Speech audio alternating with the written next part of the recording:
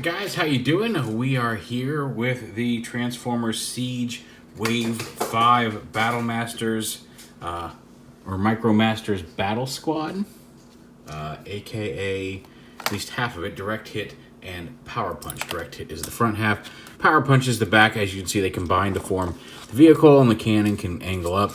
It can roll around and be a cool little attack vehicle. Now, the weapon mode for this is, like many of the Micromaster weapon modes, a little uninspired. You just kind of tab that on like that. This peg becomes the handle. You flip it over, and it becomes a rocket launcher. And since we have them out for the other half of this wave, we'll give them the sound wave here. Don't worry, we're going to lift that up. And there's Soundwave holding the Battle Squad. Now you can see their faces here. The instructions show to turn them around. Like, it's very easy for a Direct Hit. Power Punch, this block around his head makes it very, very hard to turn his face around. It does look better if you do it, but it's a pain in the butt to get it turned back around. But you can hold that forward. It's kind of like it becomes a rocket launcher type weapon there. But there's really no transformation or alternate way of pegging it together to become the weapon. You just plug it into somewhere. But the individual figures themselves, like, they're very much in that late G1 Decepticon teal and purple color scheme, which I enjoy. I mean, like Darkwing, Dreadwind, Overlord. You had a lot of them.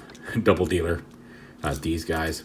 Anyway, so yeah, so there's the two vehicles. You pop them apart, and you can flip this peg up. And there's Direct Hit and Power Punch. Direct Hit the front half. Power Punch the back is kind of a little artillery emplacement, and then a little armored personnel carrier vehicle. They're fun. I do like these guys. I always loved the sets. There was like an SR-71, like a space shuttle. There were some cool jets that hooked together and formed bigger jets as well. I liked the front half, back half Micromasters. What can I say? Bring this down just a smidge here.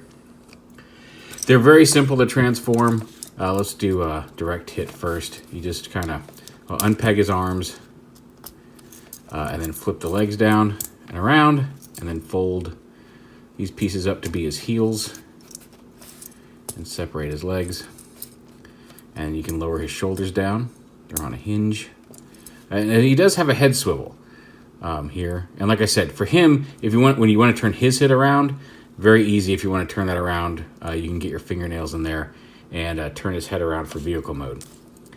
But yeah, turn it. So he's got a head swivel. He's got a ball joint there at the shoulder. That pin is just for his arm. He's got a little painted forearm, ball joint hips, and ball joint knees. Although there's not a whole lot of side to side, just due to how those two pieces butt up against each other. But there's Direct Hit as a robot. Power Punch is a little more convoluted because you need to get these out from under this piece, and then they don't fold all the way around. They come down like this. There are his feet, but they work. They're big, square, chunky feet, and his arms do the same thing. You unpeg them, and you can bring them down at the hinge. And this is what I was talking about. He technically has a head swivel, but I mean, unless you have really tiny fingers or you use like a toothpick or a pair of tweezers or some small tool. You can see now he's kind of looking off to the side. It's very hard to get his head around to turn, and even if you get it all the way turned around, it's even harder to get it back out again because you can't quite get in there to get the leverage on like the side of his headpiece to really let his head turn from a lot of angles. But he's got the same ball joint shoulders with the hinge, the head swivel, ball joint hips, and he just has hinge knees here at the knee. Now, the instructions show how to attach this gun because you can technically pop this out, and I guess you could give that gun to a larger character. I'm not entirely sure. The instructions make it look like you have to install this before you play with it the first time as like a part of the transformation, but you can just leave it attached. You don't have to do it. And honestly, it's a little scary to get back in there. I'm afraid I'm going to end up popping it off, so I wouldn't get in the habit of just popping it out of there because it just kind of sticks up over the back of his head like on the old G1 toy. So yeah, these are one of my favorite sets of the Micromasters we've gotten, just because I like the fact that they combine into one vehicle. I like their color scheme, and they're fairly posable, and they're just fun little robots. I do like I do like the smaller robots when they're fun. I have some old original G1 Micromasters. I just dug out one of the what team? The one with the orange semi truck that looked like stacks, and the red Ironhide looking truck.